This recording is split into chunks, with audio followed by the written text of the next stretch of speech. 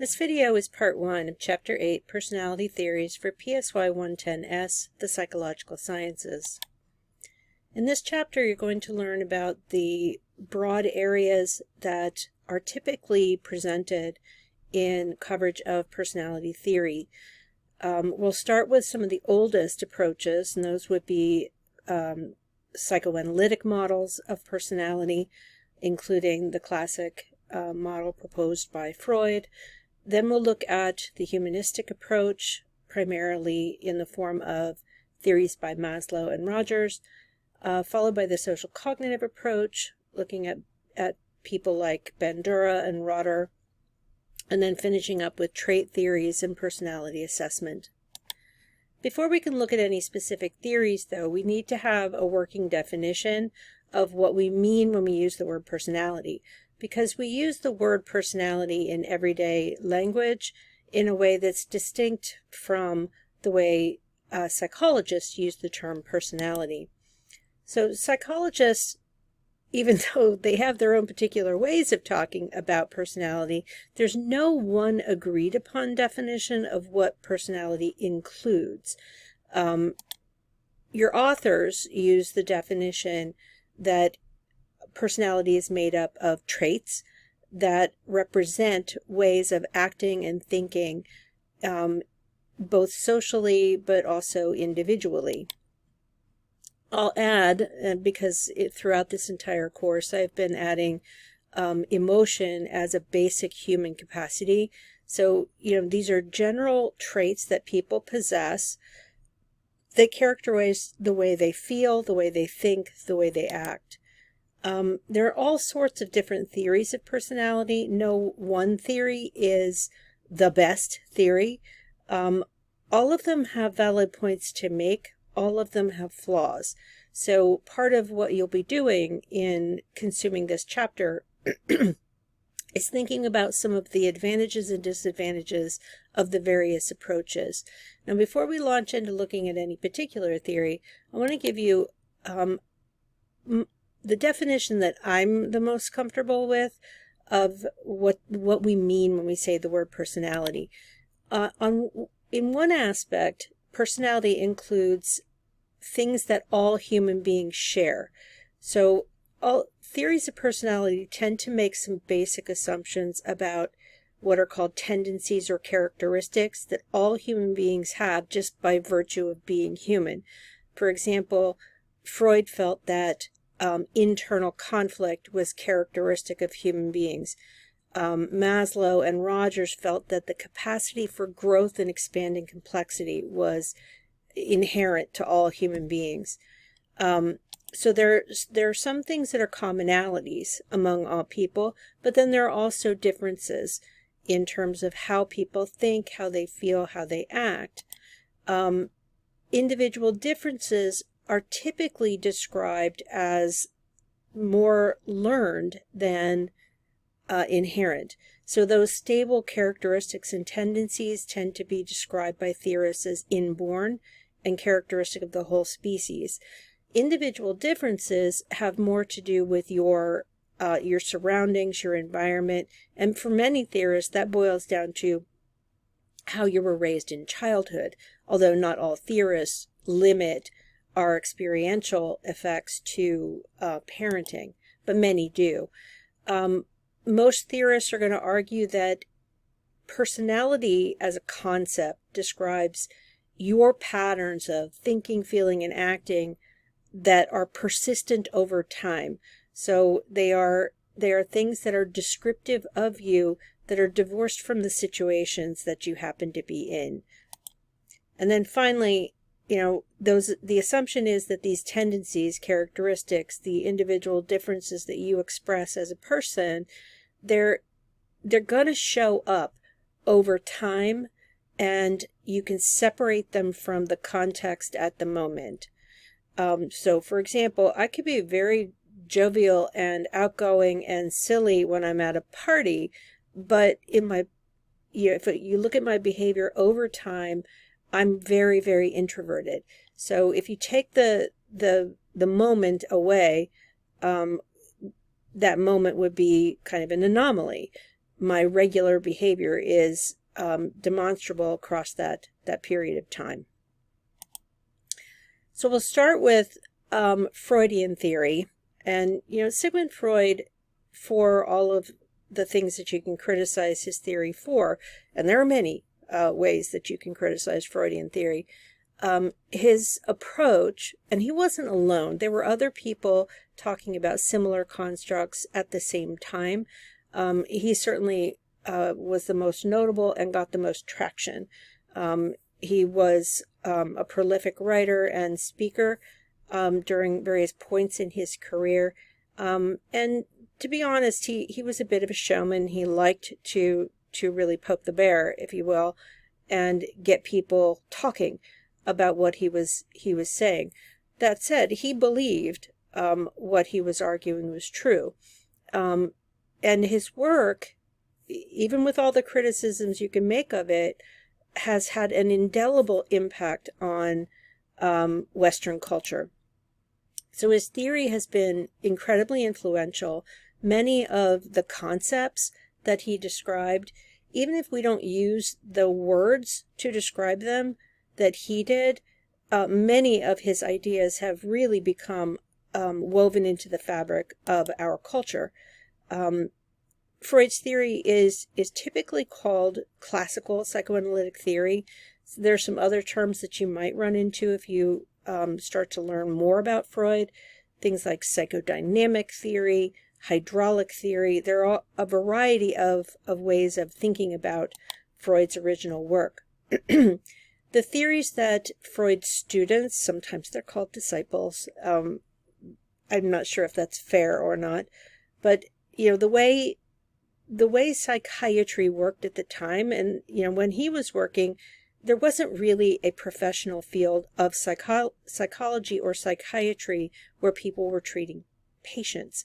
Freud was educated as a medical doctor in a specialty that would now be called neurology. And, it was a time when there just wasn't a lot of sophisticated understanding of how the brain and the mind and the nervous system worked. So what many of these European doctors started to talk about were these difficult cases where you had people coming into the practice who had apparently physiological symptoms, say spontaneous fainting, glove anesthesia where a hand goes numb, the inability to speak after trauma, any of a variety of seemingly physiological problems, but these doctors couldn't find physiological explanations for them. So what they started to talk about, and it wasn't just Freud, there were many, including Freud's mentor Breuer, who talked about the possibility that early childhood traumas could be the explanation for some of these adult bizarre behaviors that weren't explainable in other ways. So some of these other doctors were starting to communicate with each other about the possibility that psychological factors were in play.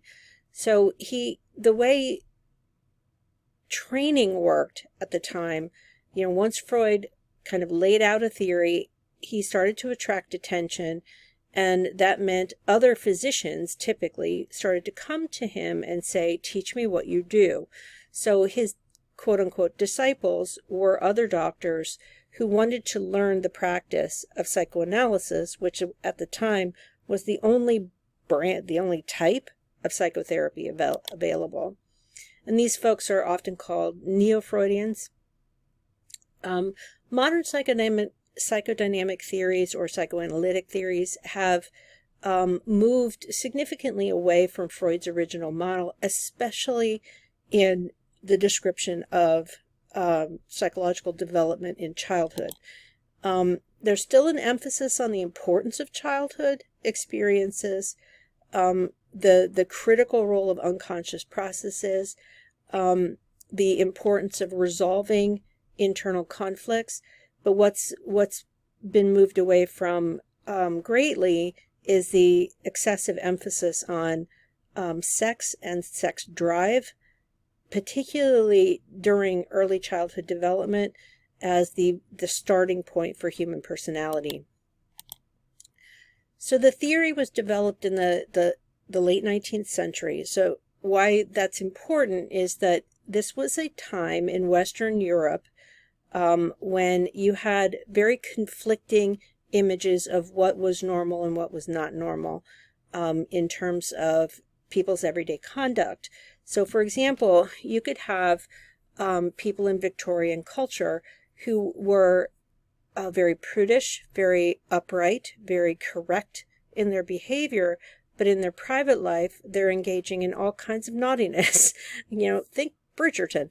But Freud thought that that was symbolic of something more deeply held in the psyche of everyday people. So as I said before, Freud was a medical doctor. He studied in Vienna, and he was working in clinical practice as a neurologist treating patients. He became convinced over time that sex was the primary issue, and emotional conflicts, psychological conflicts around sex was a real driving force in the problems that people had in terms of their behaviors and their emotions and their thoughts. So he argued that sex, including the earliest infantile forms of our later adult sexuality, were really critical in terms of driving the development of personality, particularly because it produces so much conflict. He argued that there were 3 basic levels of awareness. You may be familiar with images like this one, where you have an iceberg, where there's the tip above the surface of the water, and then the largest portion of the iceberg is beneath it. So Freud believed that there was a conscious mind, and this would be the part of the mind that you're presently aware of. The preconscious mind is basically just floating right underneath the surface, where you can easily access that information. So if you think of the diagram to the right of your screen, there's a portion of that ego just below the surface where you're thinking you can access, what should I do? What should I do now? How should I feel? What am I thinking about?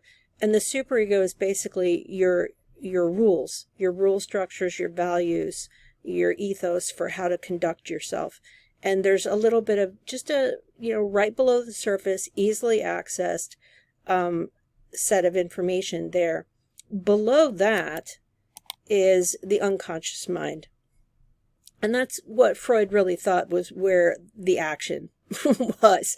He believed that all human beings were basically born selfish, bad, if you will, driven by impulses that were sexual, aggressive, but also life-affirming in some ways, especially when it's tied to the capacity for sexual reproduction. But it's all, he argued that this id space is deeply unconscious, very hard to get to, and he even argued if you could get to that pure unconscious mind, that you would likely lose your mind because it is so terrifying, which is an interesting thing to think about. Now, when we break down the structure of personality, it kind of mirrors and overlaps that description of consciousness. So the id is the original building block on which all of the rest of personality is built. It includes biological instinctive drives, and those drives are toward things such as survival, reproduction, simple pleasure, hedonic pleasure, but also drives toward aggression and destruction that can sometimes get in the conflict with your desire to survive, but in other ways can enable you to survive. The id operates on what Freud argues is a pleasure principle, and that means it's deeply selfish. It's not governed by conscious. It just says, give me what I want and give it to me now. It requires that immediate complete gratification in order to reduce pressure. Now, obviously, you can't live that way as a grown-up person. So pretty quickly, he argued, we're born id-driven. But pretty quickly, our parents, other caregivers start to impose restrictions on us. So in order to operate in the world, you have to have something that can actually start to negotiate with a world that's not going to give you everything you want right now. So in order to really survive in that space, you need to have a conscious self that will negotiate with the world for you. So your id still wants what it wants, and it wants it now, but somehow you have to negotiate with the outside world. You're still a little tiny baby at this point, maybe starting to toddle a little, rolling over. So you have to, as you get smarter, as a little kid, as you move fully into toddlerhood, your ego's like, I really want a cookie. I want cookies. I want all the cookies, and I want them right now, but I can't reach them. So how am I going to get the cookies? So you have to develop a part of personality that's going to enable you to operate in reality, finding ways to satisfy your instinctive drives like hunger, pleasure, comfort, warmth, all of that. But you're starting to learn that there are rules, that society has rules as communicated to you by your caregivers. Over time, that ego becomes stronger, more capable, smarter, but at the same time, more vulnerable to conflicts, internal psychological conflicts. So what the ego starts to do is to develop what are called defense mechanisms. And in your chapter, there's a long list of defense mechanisms that I'm not going to take the time here to go over. So make sure that you look at the table in your chapter to look at additional information about those defenses. But basically what defenses do is say, id says, I want this and I want it now. The world says, you can't have it now and you can't have all of it.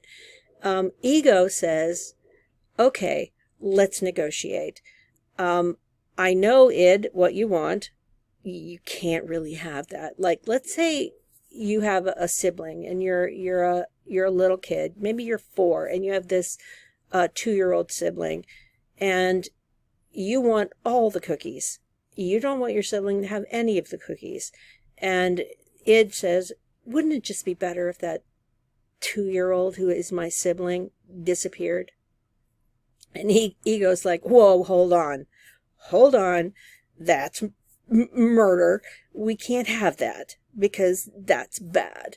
So you don't want to see yourself now that you're growing, you're becoming a little more of a little kid instead of a baby. And you're saying, boy, I've been told a lot of times that it's my job as a big sibling to love my little sibling. But here I'm feeling murderous intent toward my sibling. How am I going to manage that?